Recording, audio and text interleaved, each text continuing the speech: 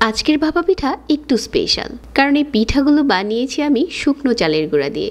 আমি এখানে শুকনো চালের গুঁড়া নিয়ে নিচ্ছি, আর এটা হচ্ছে কৃষি ডেকি ছাটা চালের গুঁড়া। স্বাদ মতো লবণ দিয়ে হচ্ছে অল্প অল্প করে পানি দিয়ে একটা ঝরঝরে গুঁড়া বানিয়ে নিব। শুকনো চালের গুঁড়ো দিয়ে পারফেক্ট ভাপা পিঠা বানাতে চাইলে আপনারা এই চালের গুঁড়াটা নিতে পারেন। অল্প অল্প করে পানি দিয়ে একটা ঝরঝরে গুঁড়া হয়ে গেছে। এরকম মোট করলে যখন একসাথে হয়ে যাচ্ছে, তার মানে বুঝতে হবে চালের গুঁড়াটা রেডি। এই পর্যায়ে হচ্ছে স্ট্রেনারে নিয়ে ভালো করে চেলে নিতে হবে। চালের গুঁড়াটা যখন চালা হয়ে গেছে, পিঠা বানানোর জন্য এটা একদম রেডি। যে কোনো ছোট সাইজের কৌটো নিয়ে নেবেন। আজকের পিঠার জন্য গুড় আর চালের গুঁড়ো আমি কৃষিবিডি.com থেকে অর্ডার করেছিলাম। ওদের দানাদার গুড়, ছোলা গুড় আর সেই সাথে পাটালি গুড় সবকিছুই আছে।